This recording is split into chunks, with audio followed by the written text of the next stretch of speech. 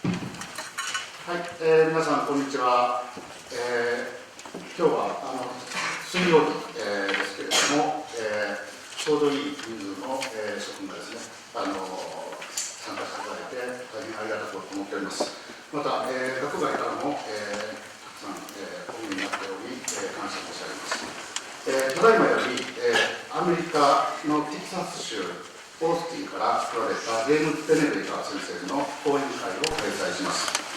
講演会では、同志社大学ハリス理化学研究所第2部門感情科学の部門長を務めております私、余正夫が、司会を務めます。どうぞよろしくお願いします。この講演会は、同志社大学ハリス理化学研究所、第2部門感情科学と創造経済研究センターの共催で、また日本心理学会、日本社会心理学会、日本感情心理学会、同志社大学心理学部の協賛を得て、開催いたします。少しペネベーカー先生の、イントロダクションをしたいと思います。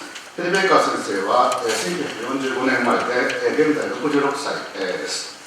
米国テキサス州のピッカード大学を卒業後、心理学で名門のテキサス大学オースティン校の大学院を修了し、バージニア大学准教授、そしてテキサス州ダラスにあるサザンメソディスト大学、教授、そして心理学科長を務め、1997年から母校のテキサス大学オースティン校の教授に着任されました。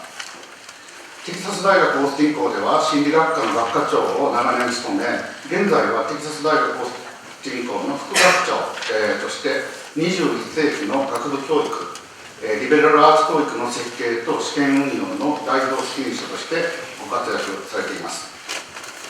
心理学の分野では多数の表彰を受けておられました。例えばですね、心理学を受講されている諸君はご存知だと思いますが、古典的条件付け、クラシカルコンディショニングのパブロフ学会という学会がありまして、そのパブロフ賞というのをペネベーカー先生は、受賞されています。で、私はちょうどペネベーカー先生がダラスのサザンメソディスト大学におられるときに在学研究でお世話になって以来、今日まで研究のスーパーバイザーを受けています。ペネベーカー先生といえば心理学の教科書では誰にも言えない悩み事やトラウマを紙に書くという作業を一定期間行うと、メンタルヘルスや免疫細胞の活動の改善をはじめ、心身機能、そして行動の改善が生じることを多数の実験で実証してこられたことで有名です。いわゆる筆記療法です。1999年に同志社大学において筆記療法に関する講演をしていただきました。今回はその後の新しい研究や教育に関するお話をしていただきます。本日の講演会は2つのパート、セクションに分けます。途中小休憩を挟みます。パート1ではですね、言葉の使い方、日常の皆さんの、使っている会話ですね、言葉遣いを調べることで、語り手の、あるいは書き手のパーソナリティ、それから考えとか感情が予測できるというですね、研究のお話をしていただきます。約30分間のトークです。で、その後、ディスカッションの時間を少し設けます。英語で質問できる方はどうぞ、英語で質問なさってください。で、また英語で質問する自信がない方はご心配ありません。今日はですね、特別に徳島大学からですね、臨床心理学者の山本哲也先生に来ていただきまして、通訳をですね、に協力していただくことになっています。山本先生です。はい、山本先生はですね、ピッツバーグ大学で、先進的な臨床心理学の研究に打ち込んでこられた新進気鋭の、心理学者です。で、第2部では、現在、話題がコロッと変わりまして、テキサス大学オースティン校で、進められている2025年でしたね、学部教育の、革新というかですね、新しい、学部教育についてのお話をですね、伺うことにします。では、ペネベーカー先生、よろしくお願いします。Please start to give us your lecture.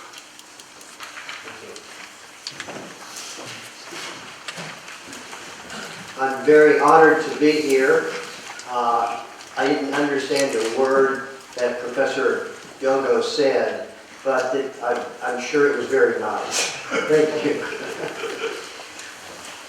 Today, I should tell you, it's very odd to be in a church and everybody coming in very quietly. It's like coming to a funeral or a wedding, but you got me. Today, I will talk about two projects I've done over the last 20 years. The first is the one that deals with the nature of language and how we can analyze people's everyday words and understand their personalities and their social behaviors. The second project is one that I have just started, and I'll talk about that in the second lecture, and that deals with how I'm working to change the future of undergraduate education at my university, taking advantage of what I've learned on language, text analysis, new computer technology, and how people learn. So let's begin with the first project. The first project deals with words. What I'll be talking about is a lot of research that I've been doing with English, but we've also, my research team and collaborators have also looked at some in Japanese and Chinese and most European languages, looking at how people express themselves. I got into this work through my early research on expressive writing that Professor Yogo talked about. In these experiments, we would have people write about the most emotional experiences of their lives for 3 days. And then some people, we found, their health improved.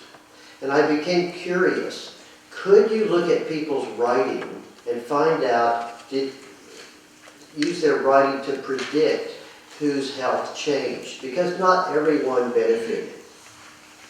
This is a very, very difficult problem, because when people are writing about horrible life experiences, death in the family, or suicide attempts, or sexual assault, or humiliation, or other powerful topics, human judges, people who read these essays, get depressed. And it's hard for them to even make ratings on these essays. And when we initially had judges look at these essays, they didn't agree in terms of what was a good essay or an emotionally healthy essay or anything. So I did move to approaching this by thinking, what if we wrote a computer program that could analyze people's language? And working with my students, we did that. We created a computer program that would go into any given text that was on a computer, and it would analyze each word that the person said, and it would pull out the words that were, say, emotion words, positive emotion words, or negative emotion words, anger words, sadness words, and other dimensions. Now, the computer program had to know which words to look for. So we had a group of students who would go through and, first of all, make huge lists of different categories of words. So with anger words, we would have students generate these. So they would just write down every anger word they could think of. Hate, kill, anger, furious, etc. And then we get a second group of people to evaluate each of these words. Does this word really reflect anger, etc.? What we discovered was that we could do it. It took a great deal of work, but we could go in now with our computer program and go and calculate the percentage of words in any text that reflected anger, or happiness, or depression, or other dimensions that we were looking for. Now we started out with emotion words, negative emotion words and positive emotion words. But we expanded this program to look at other dimensions of words. And one dimension that turned out to be very powerful were cognitive words, words suggesting thinking. So for example, one dimension that we called it causal words, words that suggested the person was trying to understand cause and effect. These would be words like cause, because, effect, meaning, rationale, things like that.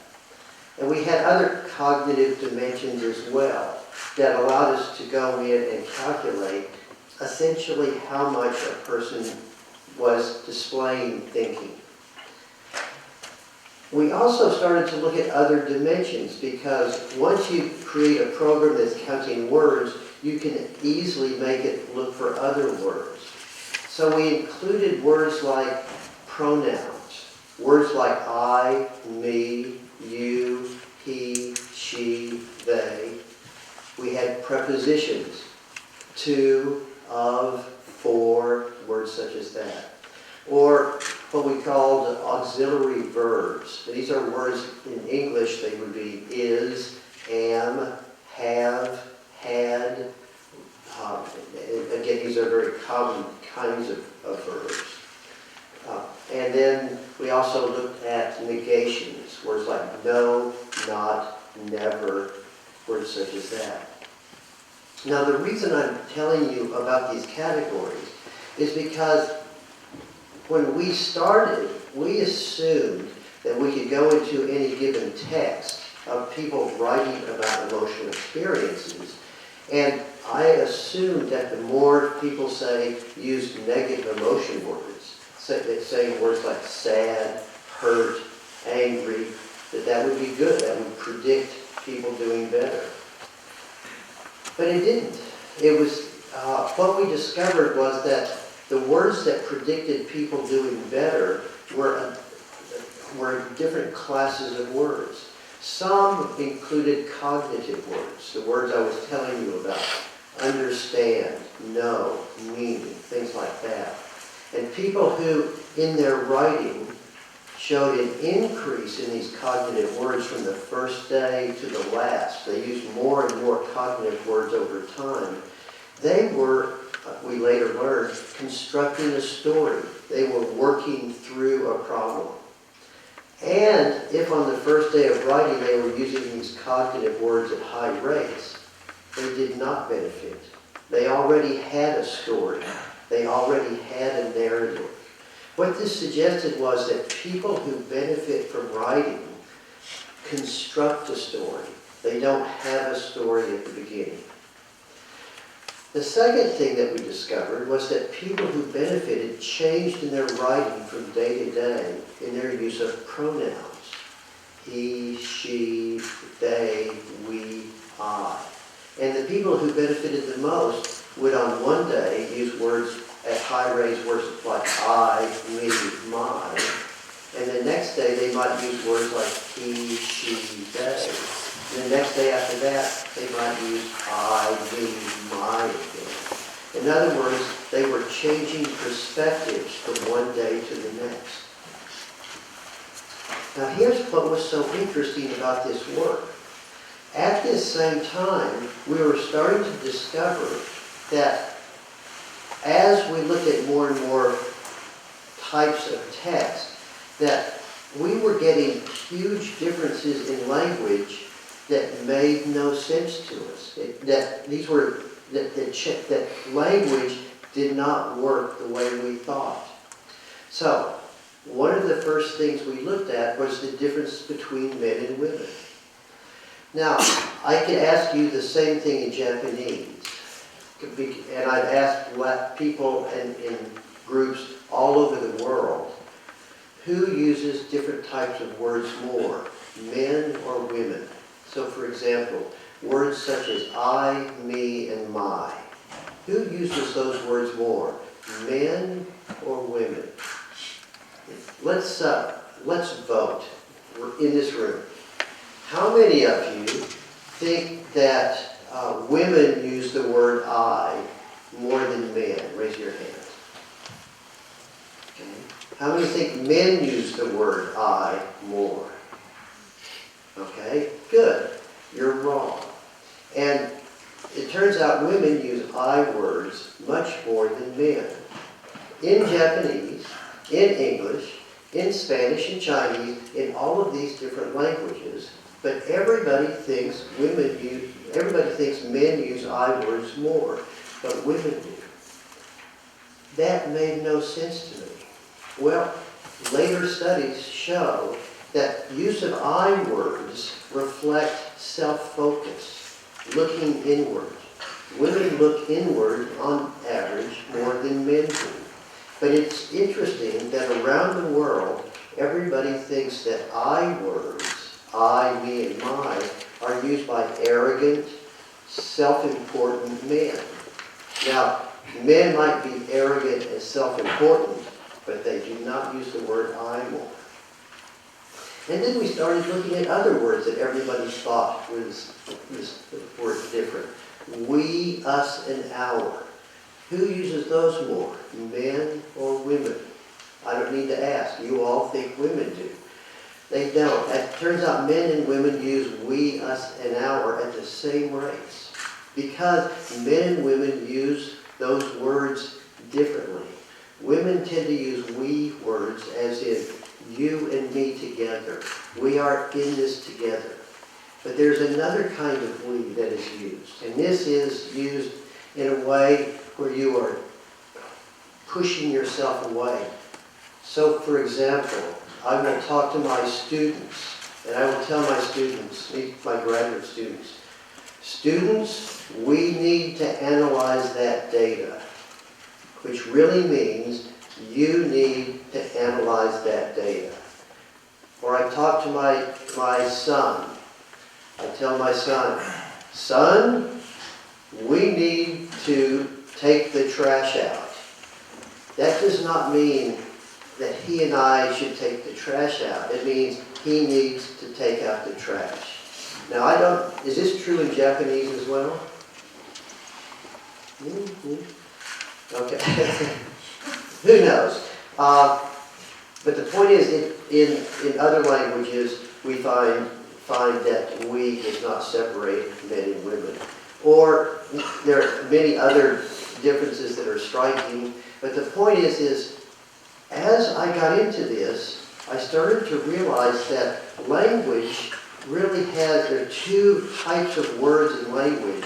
One type that has profound psychological import, and the other one that does not.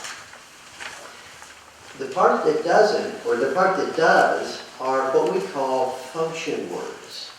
In English, function words include pronouns, I, me, you, he, she, prepositions, to, of, for, articles, a, and B, conjunctions, and, with, because, and two or three other dimensions. In English, as in Japanese, these words are the smallest words in our vocabularies, but there's not that many of them. So in English, the average person has a vocabulary of between 50,000 and 100,000 words. Of those words, almost all of them are nouns and regular verbs and adjectives and some adverbs. Those words account for 99% of all the words we know. And then there's this small group of other words, the function words. In English, there's about 500, of which only about 180 of them are common. These function words account for less than 1% of our vocabulary.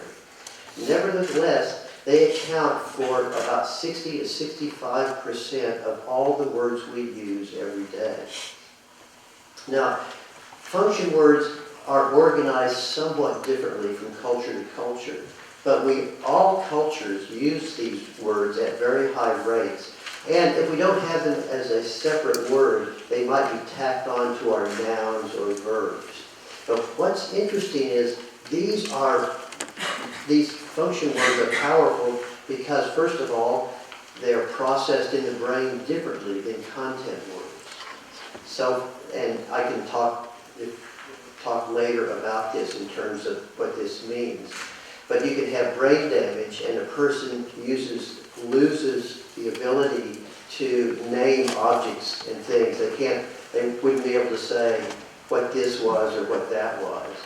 Or you could have brain damage elsewhere, and the person would be able to say, this is a podium, microphone, cup, but they wouldn't use these function words. In other words, the brain is processing these different types of words differently. And what's interesting is function words are inherently social. Let's say you walked in here and you picked up this piece of paper on the ground, and it says, imagine this piece of paper said, I am not here. I will be right back. Now, that message is made up entirely of function words. On one level, it makes sense. On another level, it makes absolutely no sense. I am not here. What does that mean? Who wrote it? I. Who is the person who wrote it? Am. Am is a present tense verb. When was it written? Not here. Where's here? Was it, the person obviously wasn't on the floor there. The point is those words are, because they're function words, they require knowledge to understand that. We have to understand the writer and who the target was, for whom that message was. And what's interesting about these words is they are incredibly social, and as we start to analyze them, we can start to understand people better. In other words, function words tell us how people think, how they organize their thoughts. And I'm going to tell you some studies very briefly showing the power of function words. Let's start off with emotion. You would think that the best way to tell someone's emotional state would be to look at emotion words. And in fact, that's what computer scientists think when they write their computer programs to detect emotion. It turns out we can do as well, sometimes better, by looking just at function words. One of the first studies we did was to look at poets. Now, poets are an interesting group to study because poets have the highest suicide rate of any profession. Being a poet, a published poet, is a very dangerous profession. Suicide rates of published poets are, some depending on what you study, anywhere from 10 to 20% of published poets commit suicide. Now, what we wanted to do was to analyze the poetry of poets who committed suicide versus who did not commit suicide. And the first question I assumed when we started this was that suicidal poets would use more negative emotion words, sadness words, death-related words. Not true. All poets use high rates of sadness words. The big difference was suicidal poets used the word I, and I, me, and my at much higher rates than non-suicidal poets. And in fact, this is true for depression. When people are depressed, they start using the words I more. And so we've studied this in social media, emails, letters, across multiple types of data sets. The more a person uses the word I, the more depressed they are. The next issue, who tells the truth versus who lies? Can you use language as a lie detector? And again, the answer is yes. We have done now multiple studies, and other labs around the world have done multiple studies, where people are induced to tell the truth or induced to lie. So in some of our studies, we bring people in the laboratory, and we have them we tell them, go down down the hallway, open a book, and in it, there might be some money. If there's some money, steal it. It's yours. Put it in your pocket, steal the money. Now there's a chance someone will come in and accuse you of stealing the money. And it's important that you say no, that you didn't do it. So, students go down, they open a book. For half of them, there's some money there, not much. And the other half of the people open it and there's no money.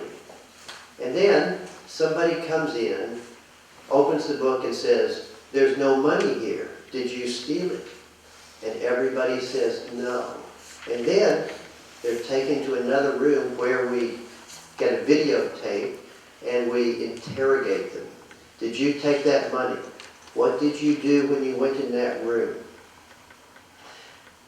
This and many other studies, what we find is when people tell the truth, they use the word I at much higher rates. They are owning what they said. If they lie, they tend to not use I. They tend to try to push the attention away from themselves. And this is very common with politicians, for example. If they have made a mistake, a politician, if they're somewhat deceptive, will say, mistakes were made. They never say, or they often won't say, I made a mistake. No, I didn't make a mistake, but mistakes were made. Some other dimensions that are of interest. One thing we have become quite interested in lately, can you identify how people think by the way they use these function words? So one of our first studies was to analyze tens of thousands of admissions essays for students coming to university. At my university, and most universities in the United States, when a student wants to apply to a university, they have to write an essay about why they want to come. So using my computer program, we go in, we analyze the essay, and then we predict how these students do over the next 4 years at the university. Well, what we find is a group of words, which includes prepositions and articles, and also auxiliary verbs and pronouns and so forth. If you put them together, they make a central dimension of language. And at one end, people are using high rates of prepositions and nouns and articles. And at the other end of this continuum, they're using pronouns, auxiliary verbs, negations. Now what's interesting is that if you go and you pull out the ones that are using these articles and prepositions at high rate, or nouns, they are writing in a very logical, formal way. And if you pull out the essays at this end, they're telling stories. They're writing in a narrative way, in the here and now. What this means, and what we discovered is, the more analytic they're writing, the more they're using prepositions and nouns and so forth, the better they do at university. And the correlation between their grade point average over 4 years is about a 0.2 correlation. And it's true if they're philosophy majors, psychology majors, engineers, nurses, artists. The more that they use this analytic thinking, the better they do at university. They have higher IQs. In other words, this is a marker of formal intelligence. The final thing I want to mention very briefly is we're also using language, specifically function words, to start to analyze how people socially connect with others. In other words, we're able to go in and imagine I went into all of everybody's email, and I analyze your emails that you send to other people and the emails you receive from those same people. I can analyze your text messages on your phone, those that you send, those you receive. What I can discover, first of all, is how well the two of, let's say, you and someone else connect with each other. by looking at how similarly the two of you use pronouns, prepositions, etc. In other words, the more similar you are in the percentage of these words, the more you are psychologically connecting. We've done some work with speed dating. I don't know if speed dating is popular here. Is speed dating here?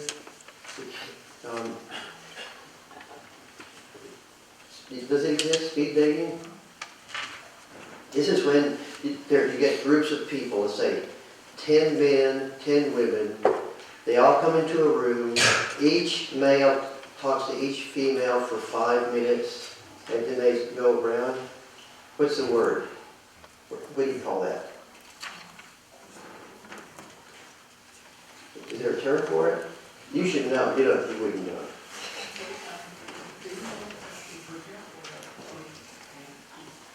Yeah, so each person talks to every other person for 5 minutes. At the end, they all make ratings in terms of who they want to go out on a date with.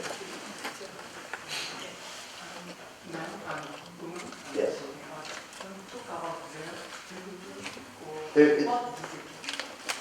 Okay.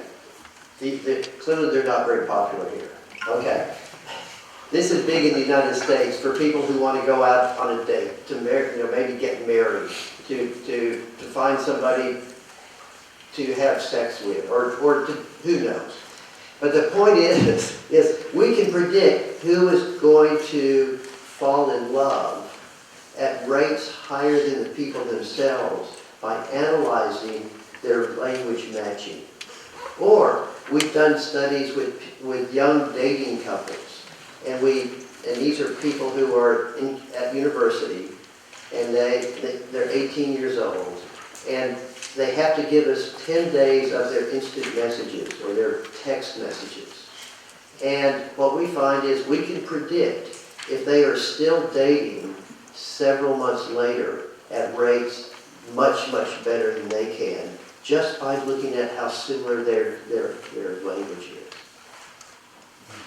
The point is we're now starting to analyze language to understand social dynamics. And we're looking at groups and small groups in terms of how they connect.